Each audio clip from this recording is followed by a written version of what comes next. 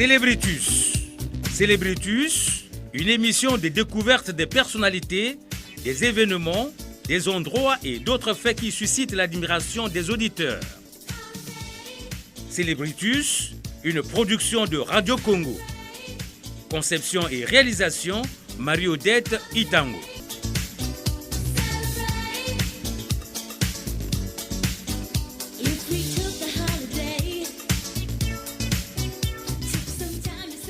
Chers auditeurs, bienvenue dans ce nouveau espace Célébritus qui démarre ce jour spécial consacré au 59e anniversaire de Radio Congo. Au microphone Marie-Odette Itango, à la technique Brechmbon, réalisation Gazor 2, collaboration Hortense Nathalie Ngatongo, Sibylle Koulas et Rosine Indangi.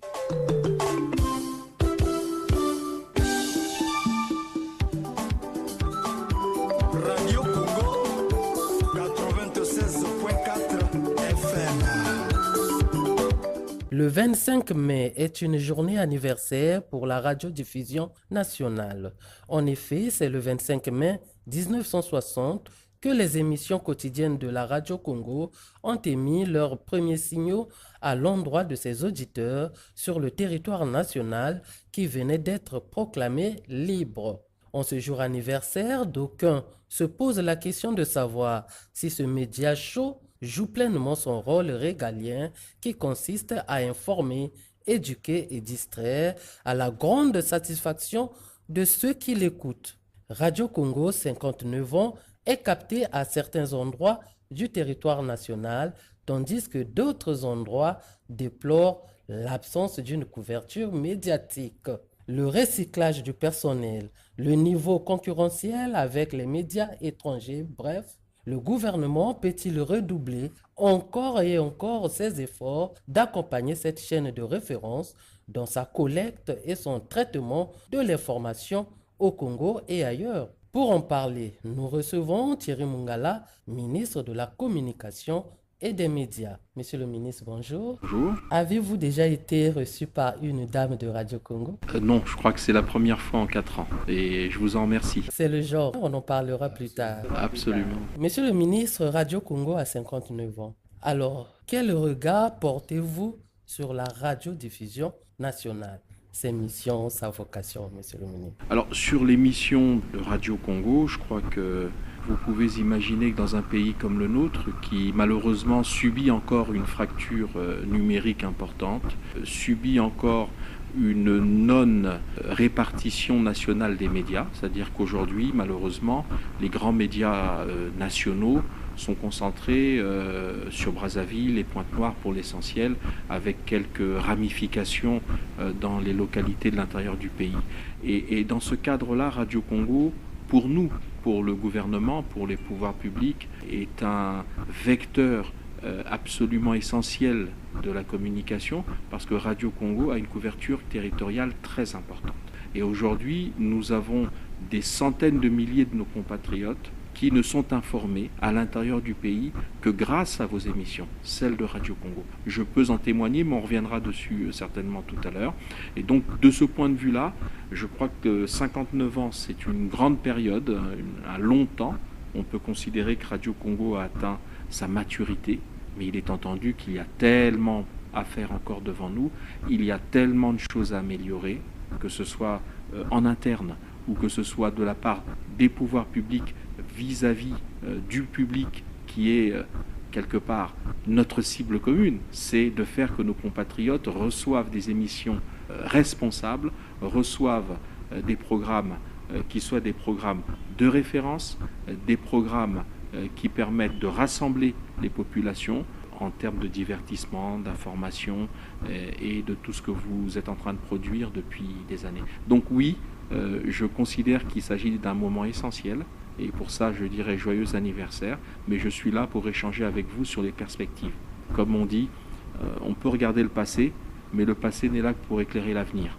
Donc ensemble, nous allons, à travers l'éclairage sur le passé, nous orienter vers l'avenir. Effectivement, monsieur le ministre, les perspectives, c'est ça ce que nous attendons. Radio Congo est souvent critiqué que ne donne pas de bons produits à ses auditeurs et ils réclament de temps en temps. Et ensuite, un peu de chevauchement au niveau du personnel. Chacun ne respecte pas trop bien son couloir, comme vous l'avez dit, quand vous êtes arrivé à la tête du ministère. Alors, pour cela, nous avons besoin des formations, de recyclage. Voilà pourquoi on vous pose cette question, Monsieur le ministre. Êtes-vous prêt à soutenir les anciens professionnels de la presse audiovisuelle pour former et rappeler aux jeunes les notions classiques de la profession? Bon, il est entendu, comme vous le savez, j'avais participé à la cérémonie de lancement de votre, je crois, mutuelle, des anciens de Télé, Radio Congo et de l'audiovisuel,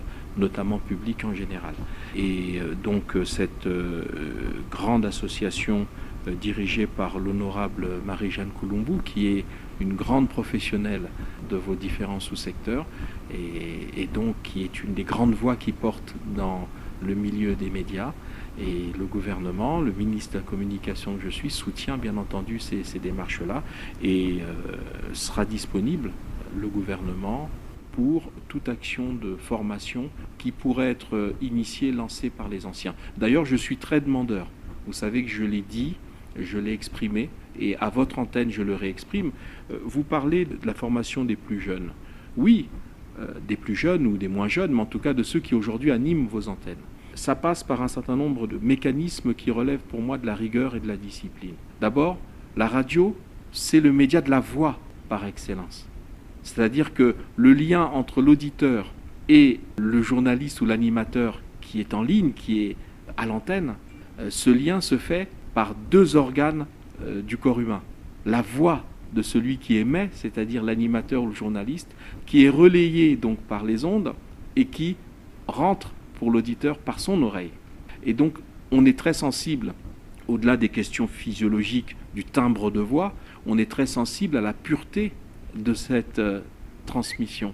La pureté qui passe par un langage châtié, que ce soit en français ou dans nos langues nationales. Il est entendu que l'auditeur sera d'autant plus captivé qu'il ressent cette rigueur de la part du vecteur, c'est-à-dire de l'animateur ou du journaliste. Donc oui, il y a certainement des formations à ce niveau-là. Je suis pour un certain nombre de mécanismes qui relèvent de la rigueur, bonne compréhension de la langue, un langage parlé simple, correct et accessible, en français comme dans nos langues nationales. L'apparence vestimentaire, bon ça c'est plus pour les médias visuels qu'audio, mais ça n'empêche pas qu'on en parle quand même. La rigueur à l'antenne. Par exemple, je ne suis pas un adepte généralement du tutoiement. Je considère qu'à l'antenne, on parle devant le public, c'est le vouvoiement. Donc oui, je suis pour ces formations, ça je vous le confirme, et le gouvernement appuiera toutes ces démarches. Mais au-delà des démarches qui sont celles de nos anciens, il faut que le gouvernement, parce que c'est sa vocation, trouve des crédits, trouve de l'énergie pour faciliter l'augmentation des capacités des techniciens, des journalistes, des animateurs. Il y a là un véritable challenge, mais compte tenu de ce que vous savez de la crise que nous traversons, il est excessivement difficile de vous garantir que dans les toutes prochaines semaines, nous aurions ce type de formation. Mais c'est une des priorités du ministère de la Communication et des Médias. Monsieur le ministre, si ce n'est pas un secret, quelle est votre vision ou quelles sont vos perspectives au projet pour la radiodiffusion nationale? Alors d'abord, je voudrais vous rendre hommage, parce que là on parle du vécu. Il faut qu'on parle d'abord de l'existant, parce qu'on peut rêver de choses très belles, très importantes, ça c'est effectivement l'avenir, mais on part toujours de la réalité. J'ai toujours une expression que j'apprécie, je dis que les grands managers, ils ont deux choses. Ils ont les pieds dans la boue, c'est-à-dire dans la réalité, dans la terre, parce que nous vivons cette réalité, mais pour qu'ils réussissent, ils doivent avoir en même temps la tête dans les étoiles, c'est-à-dire avoir une vision, avoir une perspective. Et aujourd'hui, la réalité, c'est quoi?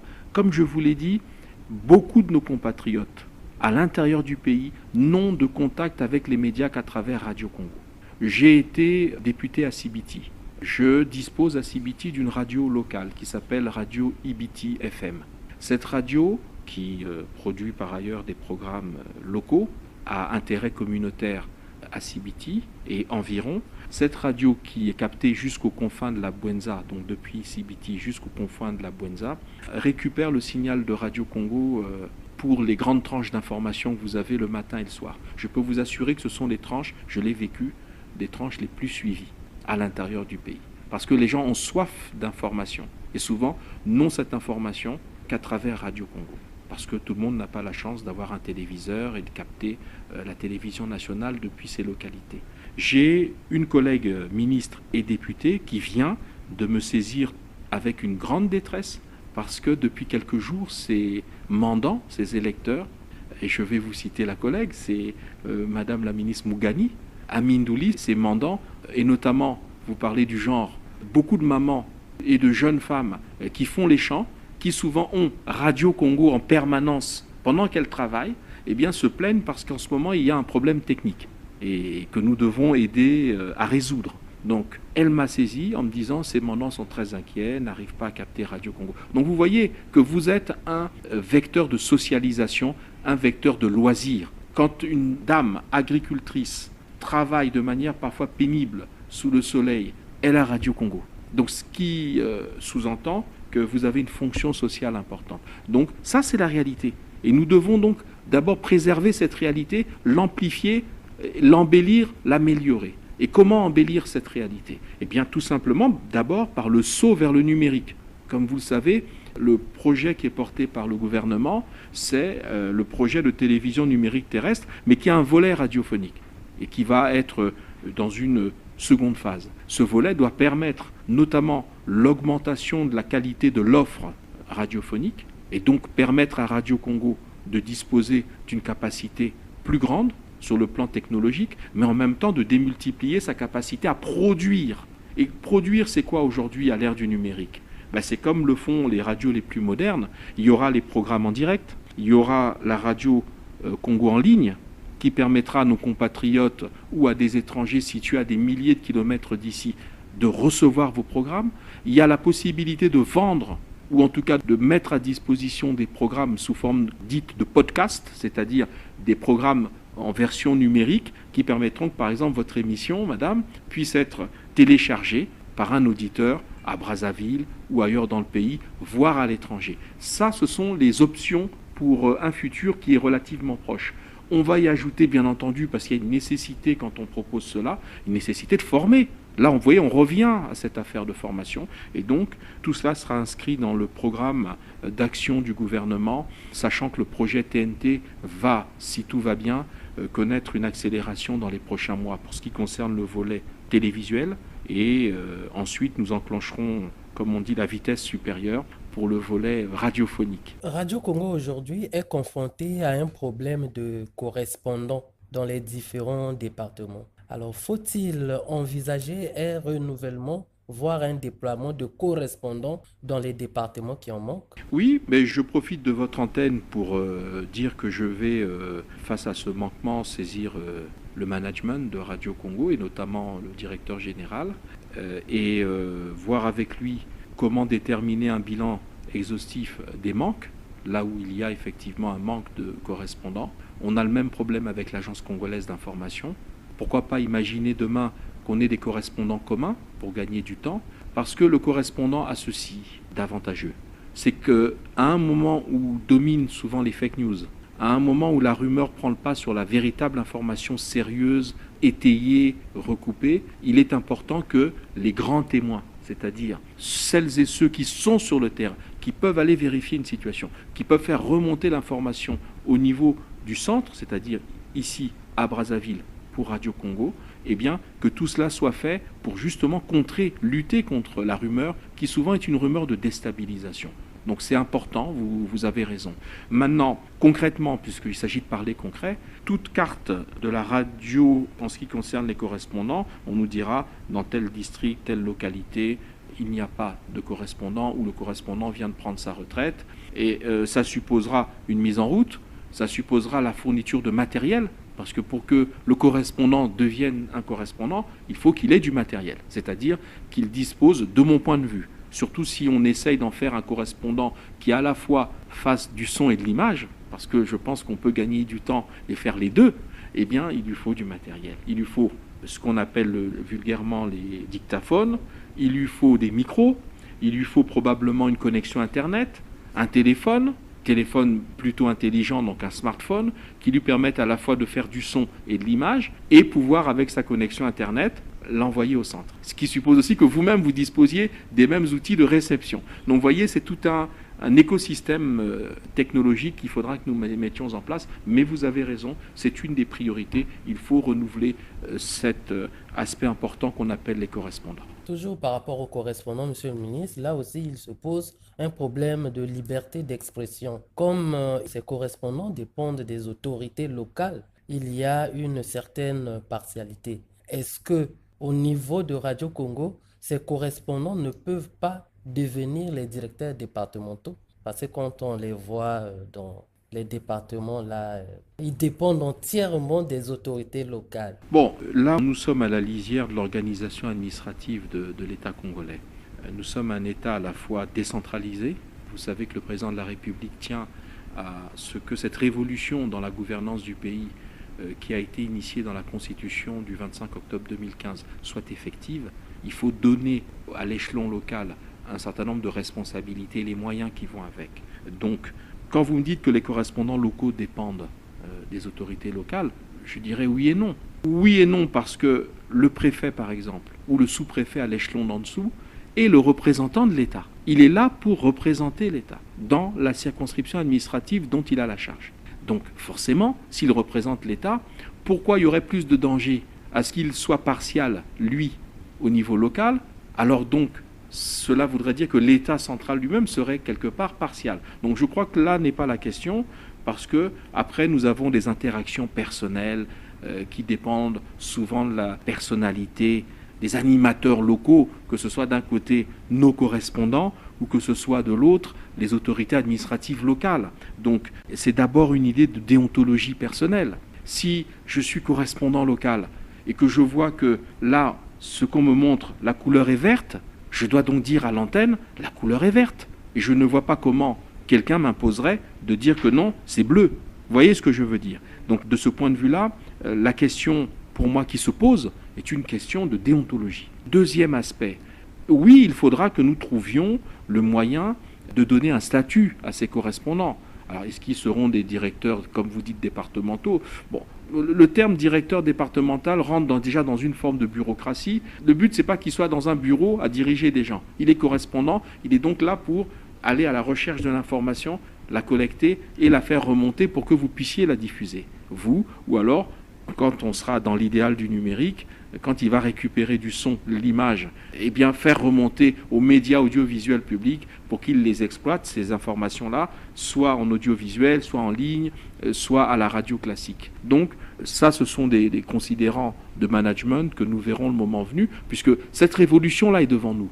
Eh bien, on verra sous quelle forme, avec quel statut nous gérerons nos correspondants locaux quand on les aura totalement redéployés, puisque vous parlez des manques. Radio Congo est captée avec peine dans certains départements. À quand, Monsieur le ministre, l'installation des émetteurs dans les départements qui en manquent? Bon, là, vous me renvoyez donc au programme qui est en cours avec la société StarTime. Je vous ai parlé de la télévision numérique terrestre. C'est quoi la TNT?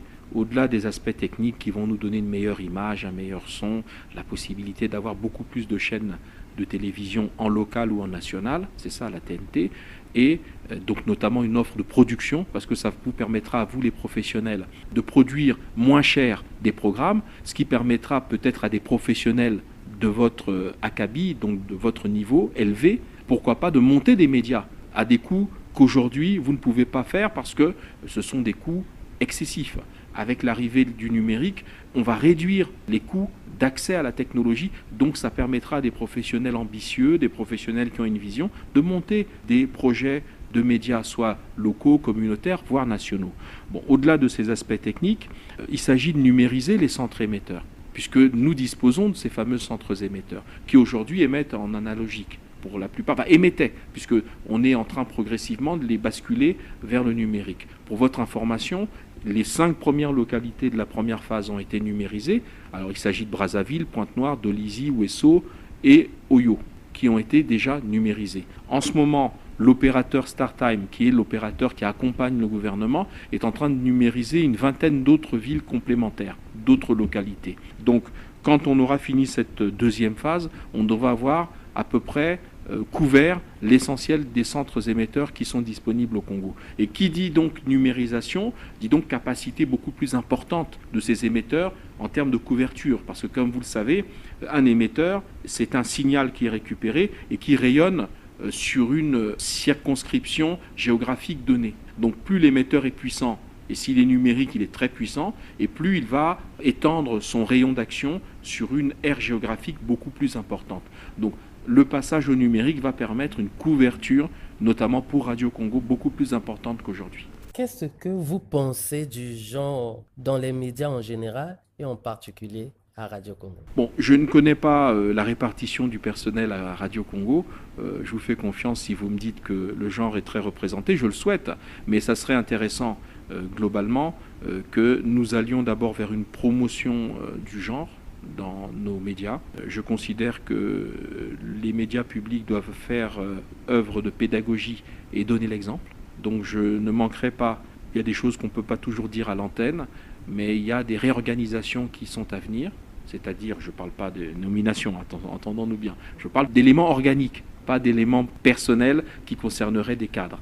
Je parle d'abord de réorganisation. Cette réorganisation va nous permettre probablement de dégager des postes de responsabilité et je m'attacherai, en orientant le management dans ce sens-là, que dorénavant, et je prends cet engagement solennel devant vous, qu'il y ait une moitié dans les nominations de femmes et une autre moitié d'hommes. Je n'emploie pas forcément le terme parité pour des raisons diverses. Je veux dire par là, c'est qu'il faut deux conditions. Il faut d'abord une volonté, je l'ai, celle d'aller vers cette parité, et ensuite il faut trouver la matière première, c'est-à-dire les cadres qui pourront valablement occuper ces postes, que ce soit des dames ou que ce soit des messieurs. Donc je vais veiller, je le dis à votre antenne, c'est peut-être un scoop, mais je vais veiller dorénavant à ce que les nominations qui me seront présentées, parce qu'elles sont présentées par les managers.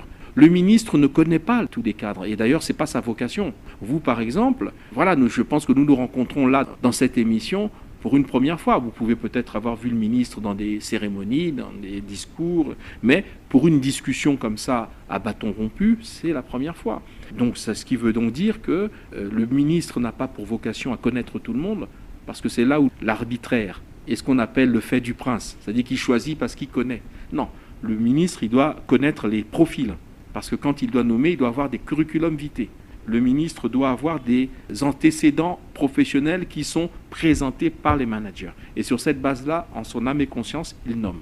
Et donc, je vous le dis, ma vocation et la vision que j'ai pour les prochains mois et les prochaines années, si Dieu me prête vie et me confirme dans ses fonctions par le président de la République, eh bien, ma vocation, mon envie, ma vision, c'est de favoriser la parité, notamment à Radio Congo. Nous acheminons vers la fin de notre émission, Monsieur le ministre. Vous vous exprimez bien, vous parlez bien, vous avez une bonne diction et en plus une voix radiophonique. Est-ce qu'un jour, on pourra trouver un jeune Mungala à Radio Congo? Bon, je ne sais pas, un jeune Mungala, si c'est un membre de ma famille, je n'en sais rien. Mais en tout cas, le but, c'est, vous revenez là, si j'ai bien compris vos propos, une des priorités que vous estimez être celle des pouvoirs publics.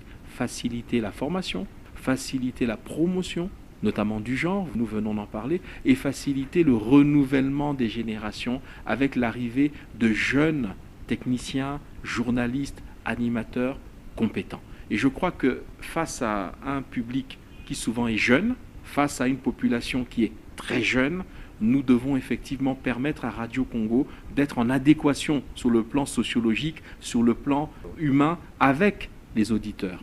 Nous avons, comme média, une vocation fédéraliste. C'est-à-dire que nous devons fédérer. Nous devons être un média qui fédère. Un média qui ne soit pas tourné, comme certains peuvent l'être, vers un vecteur particulier. Il y en a qui vous diront « je suis une radio pour la musique », donc ils visent un certain public. Il y en a qui vous diront « je suis une radio pour le sport ». Il y en a qui vous diront « je suis une radio, moi c'est l'information », etc., etc. Vous avez une vocation complètement universaliste. Eh bien, il va falloir qu'ensemble, dans justement cette gestion prévisionnelle des ressources humaines, nous promouvions ensemble les cadres, hommes comme femmes, qui vont permettre de renouveler effectivement l'énergie à Radio Congo.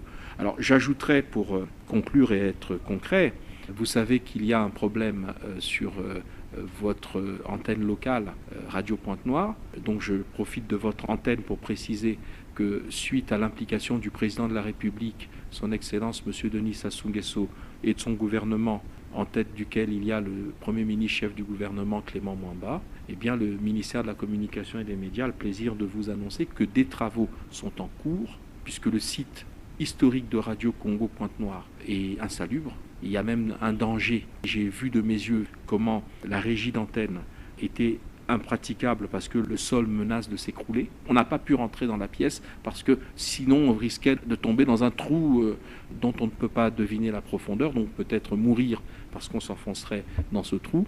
Il y a en plus, semble-t-il, mais ça c'est à vérifier, l'odeur est telle qu'il semble qu'il y ait des émanations que je ne peux pas qualifier de toxiques ou de non toxiques, mais en tout cas ça c'est pas terrible. Donc ce local mérite probablement destruction, mais grâce à la mansuétude des autorités locales, vous voyez, on revient aux autorités locales dont on a parlé. Le préfet de Pointe-Noire, M. Alexandre Honoré Paca, a mis à la disposition du ministère de la Communication un local à Lukabu, vous voyez, l'école paramédicale. Et au moment où nous parlons, il y a des travaux qui sont en cours d'exécution, les gens peuvent vérifier, pour la délocalisation de Radio Pointe-Noire à cet endroit. Et donc, on ne va pas reproduire l'identique, c'est-à-dire prendre du vieux matériel et le ramener là. L'objectif, c'est de partir sur de nouvelles bases, et donc nous essayons, autant que faire se peut, malgré de faibles moyens, eh bien de permettre que la réinstallation qui est attendue dans quelques semaines soit faite avec quelques équipements un peu à jour. En ce jour anniversaire de Radio Congo, votre message à l'endroit du personnel. Bon, je voudrais profiter de votre micro pour dire qu'en ce jour anniversaire, donc du 25 mai, aujourd'hui donc,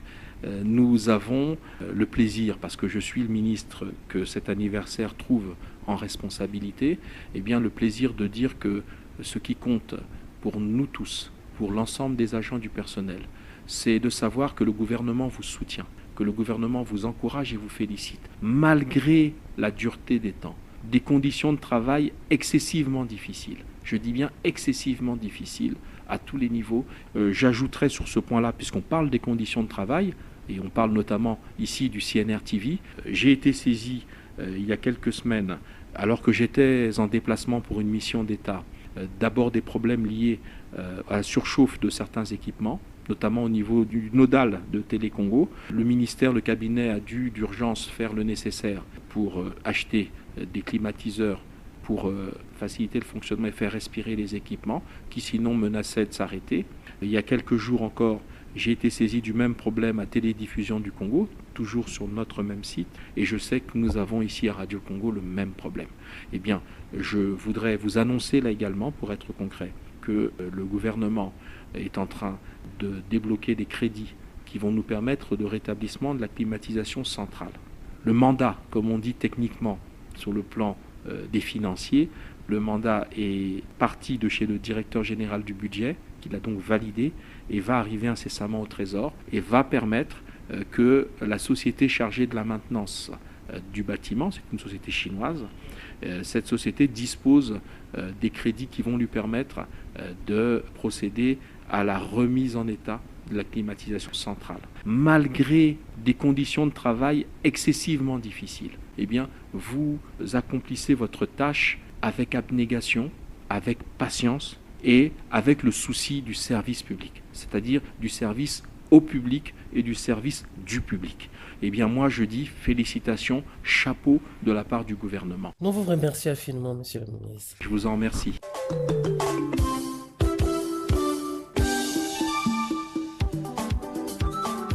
Radio Congo 96.4 FM.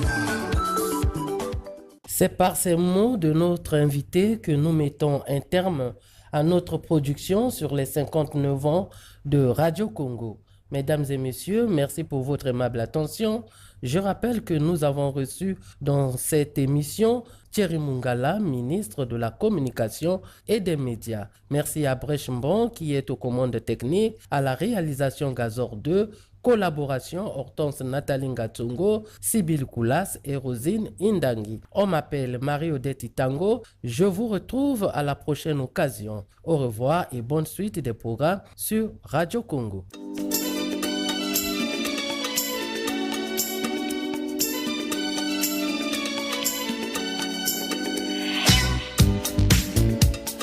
C'était Célébritus. Célébritus, une émission de découverte des personnalités, des événements, des endroits et d'autres faits qui suscitent l'admiration des auditeurs. Célébritus, une production de Radio Congo. Conception et réalisation, Marie-Odette Itango.